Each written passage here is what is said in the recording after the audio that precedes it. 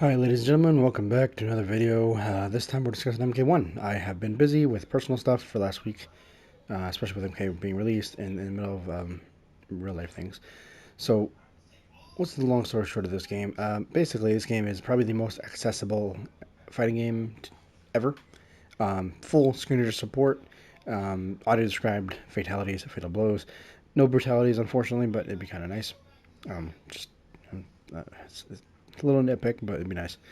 Um, hit sound effects, dialogue, like you can alter music, alter a whole bunch of different audio sliders. So the accessibility in the game, great. How's the game actually play though? So here's my thing's always been this. I don't care how accessible a game is if the game itself doesn't hook me. This is why things like The Last of Us might be great for accessibility, but I never really cared that much. Only reason I actually even played that game all the way through was because I had Blue and Twitch chat, basically like being like partners, co-conspirators to beat the game. Because I am very competitive. I am very online multiplayer. Like I don't do single player. I don't do offline. I don't do like all this stuff. The only time I ever go offline is if I go to a local event, tournament, whatever. So as far as I'm concerned, the game is fantastic. I haven't found anything where it's like glaringly obviously bad. Um, there are some things that maybe are not well explored yet, but they're not. I genuinely don't think any game is any mechanic in this game is bad mechanics. Up block might be the one where, for all we know, it's ridiculously good. Because what it does is it makes all jump ins or overheads just punishable, right? Or at least it's supposed to. So typically in NRS games, you do a jump in and then you can immediately do a string follow up, or it depends on if you do a jump punch or jump kick or whatever. But like, for example, in MK11, jump kick into option select or a grant a special option select was ridiculous. So you could have characters do like jump kick into charge, jump kick into an anti-air grab, a Terminator. You can do jump kick into spear for Scorpion. Like it just always led. It's like on hit it'll do a full combo, on block it doesn't do anything in your plus, right? So it's kind of absurd. For MK1, they counteracted this with the up block mechanic being designed to deal with jump ins, but also jump ins in general being weaker. At least in my opinion, they're just generally just weaker. Like I don't know if it's because I'm just terrible, but as far as like I'm concerned, I haven't like Reiko's buttons here. Like I'm gonna do it like really late.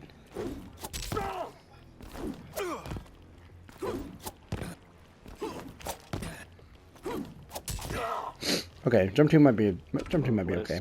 Apparently. Um, but yeah, I don't know. Like so far, the jump ins do seem pretty weak. Granted, a lot of characters get anti-air like crazy because armor. Like you don't have to think about anti-airing when you can just armor it, right? Or even like summon cameo. Like if you make the read with Scorpion, you can do a full combo. You can anti-air with the Jack, anti-air with Sony. Like you have all those options, right? So the actual gameplay. How's the game feel to play? What's going on here? So the EX or enhance is the exact same as MKX slash I assume MK9 actually. I've never played 9. But you just press the special move input and the block button at the same time, the exact same time. There's no like window or delay or anything. It's just you either get it or you don't. And the enhance will give armor properties, launching properties, a whole bunch of stuff, right? So normally if I do my slide here, he just side switches, 7% damage, low. Okay, sure, knockdown, great. But like, look at this. I'm like all the way back over here. But if I do EX, it's a pop-up.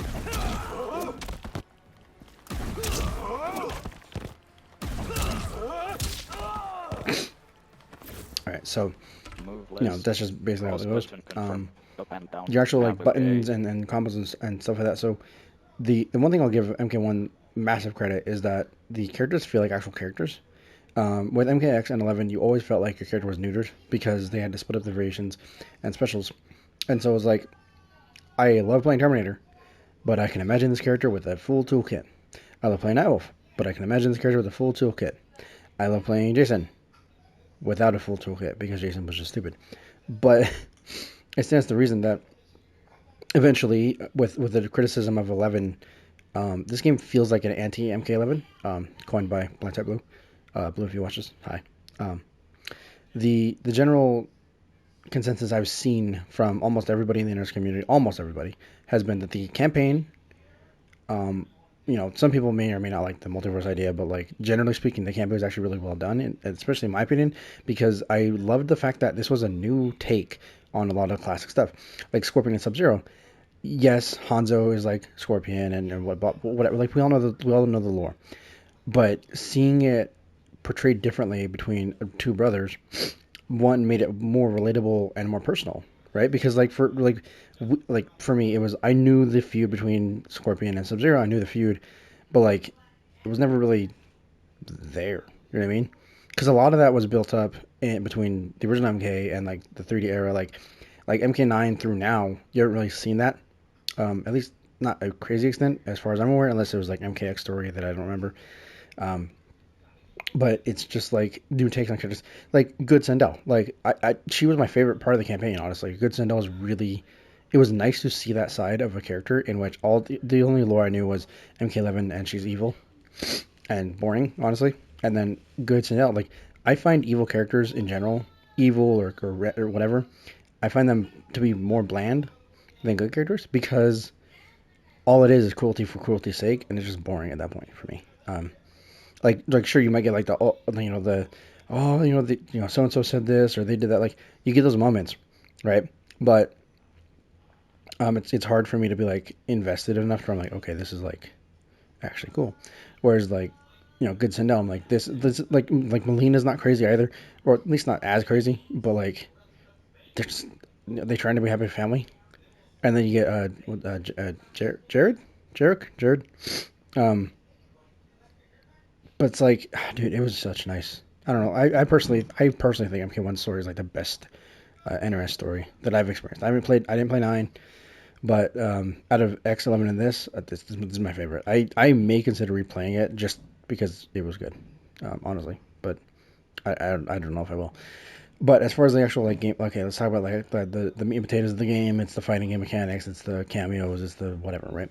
So cameos are simultaneously awesome and kind of concerning because the game plays so heavily around cameos that some of the player, like the characters, lose a bit of identity, or their identity becomes crazy.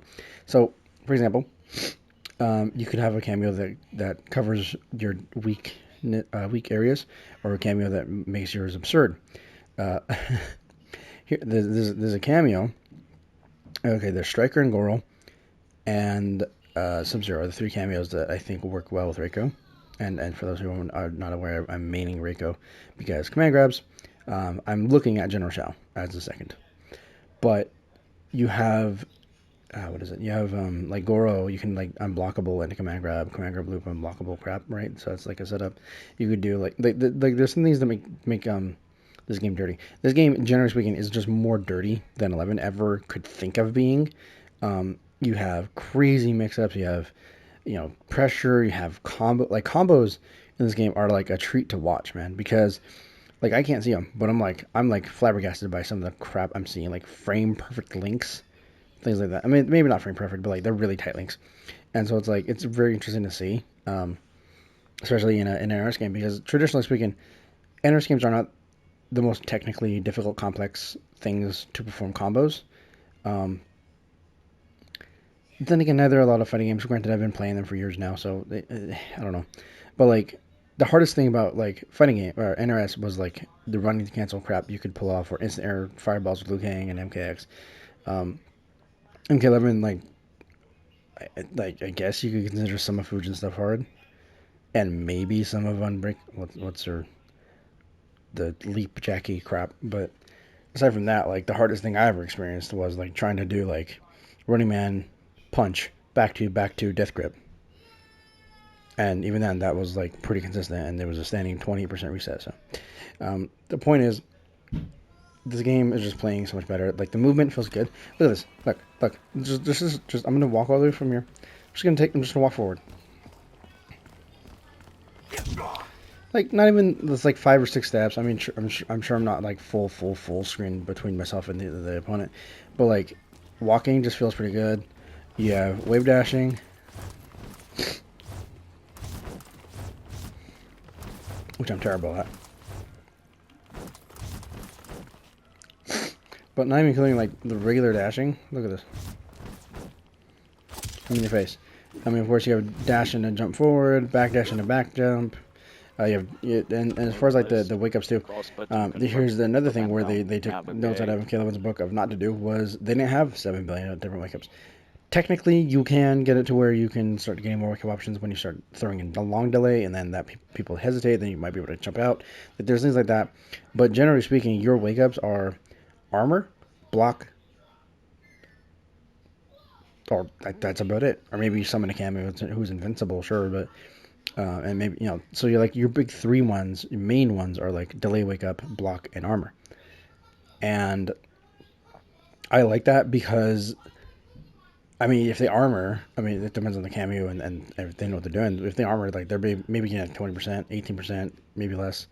If they have a full cameo combo launching opportunity, then more than that, of course. But it's just nice not having to think about like, okay, well they might roll, they might back roll, they might this, but like just and same with like Street Fighter as well. Street Fighter, like Oki is real in this game, as far as I can tell.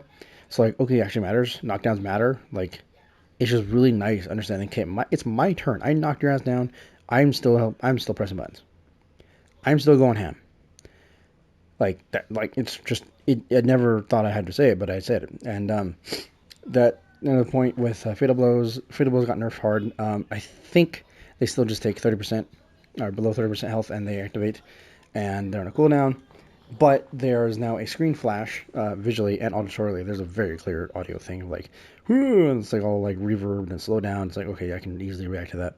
But they still big damage, armor and stuff. Reiko here, I have a command grab, fatal blow that can be tick thrown into. It's pretty cool. Or an anti-air grab if I really was so inclined. So Fiddles, I mean, they're fine. They're just more reactable and stuff like that, so it's nothing too crazy. The actual, let me think, like up block. So the other big thing is called air combat, and what this does is you have like air strings. So it might be better to show a different character because Reiko is not a good air combat character. Let's see if I can find Sub-Zero. Choose player 1. Player 1. Sub-Zero. Here we go. Serena. Treasure Chamber. So air combat's a big thing because it allows you to get more extensions than you otherwise would in air-to-airs, as well as just general combat structure. So if we look here,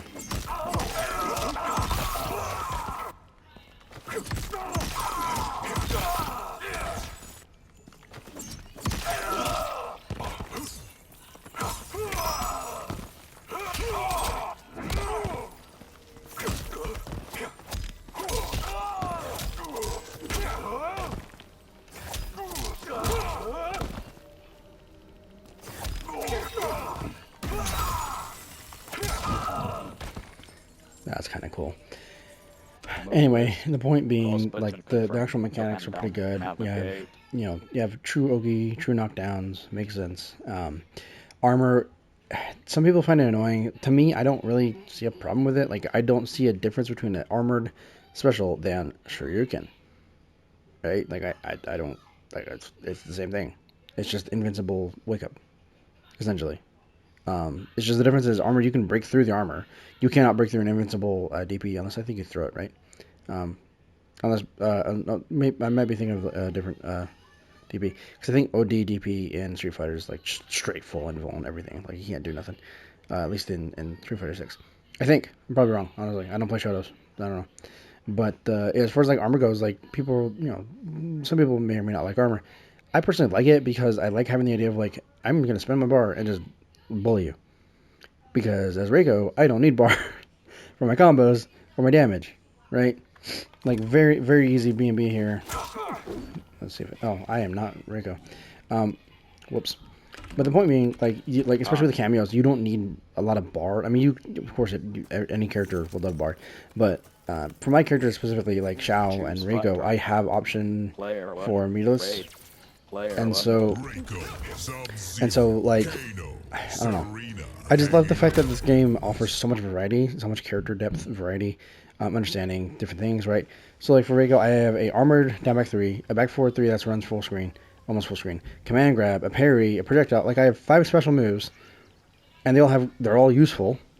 None of them are bad special moves. The parry is probably the weakest of the specials, but it still is a combo starter. That a wake up parry EX is a combo starter if I really wanted to be crazy about it, right? And plus like forward 4. Look at this. Watch this. Boom. You're gone. You're gone with peace. See ya. Nice knowing you. Normally, that kick is punishable, but if I do the Kano Ball follow-up, I am plus, or even safe if they block that. And I can do it again. And throw them full screen. And then meaty with the... Yeah, anyway. Yeah, so as far as the cameos, I keep getting sidetracked. There's just so much to talk about this game. The cameo structure. You have ambushes and summons. Ambushes are moves in which you don't have to be stuck in an animation. You can just do the mid-animation, mid-jump, whatever you want to do. As long as you're not being physically hit or comboed, you can hit the ambush button. Or I think box down as well. So like if we look here, right, for Kano, if I just press it, it's a 9% high, some damage, sure. But you'll notice once I hit it, I do like a little pose and I'm holding up. I can't do anything, right? But if I do forward cameo and hold up, or if I even just do forward cam,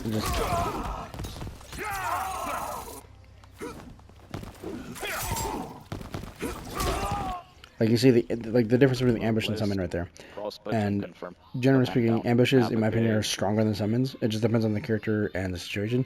Pound for pound, ambushes are just easier to implement as well as usually better, just because they allow for you to throw things in during the block screens, meaties, pressure, defense. Speaking of which, your defense, another thing is, instead of armor, you also have true blue invincibility with certain with a lot of the summons in the game for summon cameos. So like the idea is like the ambush, like this knife, no invincibility, but this projectile summon maybe has invincibility. I actually don't know about that one, honestly. It's Kano. I don't really use them, honestly. I use Sub-Zero a lot with Reiko. Sub-Zero and eventually Motaro, or yeah.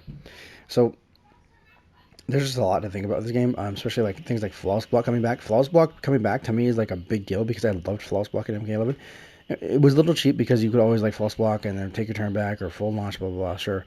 But I loved it when it was used properly. Like Flawless Block, I jump in, boom, launch. Flawless Block, slow, long range poke. Flawless Block, launch up too. Like things like that, it was cool. The thing where I hated Flawless Block was Flawless Block on hit after jail. That's when I was like, okay, this is stupid. But aside from that, I loved it.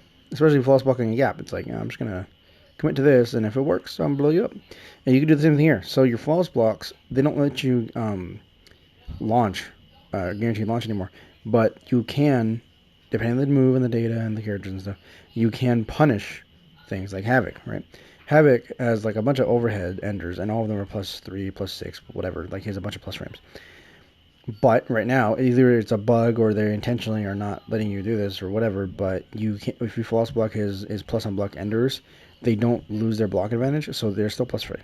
So it's like makes no sense, but whatever. So generally speaking, just the game in general, it is fantastic. The gameplay feels smooth, it feels pretty good. It takes a minute to get used to. It's definitely slow. It is not nowhere near as fast as MKX. But like I don't think it's as slow as MK11 either. MK11 was almost glacially slow with a lot of the way the game played, especially at like higher level, competitive level. And for the most part, this game kind of is in between them, especially when you start playing cameos with crazy stuff. So for the most part, if you're blind or vision impaired and you're thinking of, I'm trying MK1 accessibility, blah, blah, blah, I would definitely recommend it. Just like I recommend Diablo 4, just like I recommend trying any game that you see blind people trying. It doesn't hurt to try it. It might hurt your wallet, and unfortunately that's just on you. That's your own decision. However, I definitely come with a like stamp of approval for MK1. The accessibility is great. The gameplay feels smooth and pretty good. Characters actually feel like full-fledged characters, and you got to think like Shao being a stance character, where his alternate stance, where he's like up close and brawler, mix-up command grab character, but then like with the axe, he's like a neutral dominating. This is my zone. You are not coming into my zone. Like just one character, and it's like, bro, you like two whole like move sets and mentalities to go into that one character, and then Gears with all his tight execution crap and and big damage and like characters in general, like Rain, right? People like Rain as a base character, he's kind of okay, he's whatever, right? Zoning doesn't really work in this game because of the way movement works. So if we look here, look at this dash, look at this, boom, boom. Plus you have wave dashing, like I'm gone. You have, you know, a lot of screen neutral moves. I mean, they're punishable for the most part, but yeah, like you have a lot of like, let me just combo you from like this far away. Right, and zoning just isn't that effective. Besides that, zoning kind of, there's a lot of counter zoning tools when we really think about it, because there's false block negates all chip, no chip whatsoever. You have things like smokes, little phase move, he's full projectile invulnerable. Sub-Zero gives you projectile invulnerability as a cameo, ambush cameo too, so like you can wake up with that, and it's like if they're trying to meet you with a projectile. Motaro can teleport you out or reflect you out. Scorpion can pull you out with armor. Like there's a bunch of ways to deal with zoning, and zoning is, in my opinion, zoning is the weakest archetype in this game. Like a zoning like here, the only one that might be able to pull it off is either Shang or Rain. The kicker is this: for Rain, I saw Kendrick Mustard there doing one of the twins was doing a video. Basically, the idea is Rain takes so long to start up with a lot of stuff. Oh, my kids are talking. Use the Sub-Zero cameo instead of the Wither Ball projectile notification, because Sub-Zero is an ambush. It's frame 1 instead of like telegraphed slowness. Anyway, hope you guys enjoyed. I gotta go attend to these children, so hope you guys enjoyed. Thanks again for listening, because we're not watching anything right now, because I'm not doing anything, really. But hope you guys enjoyed. I'm gonna be a broken record for a second.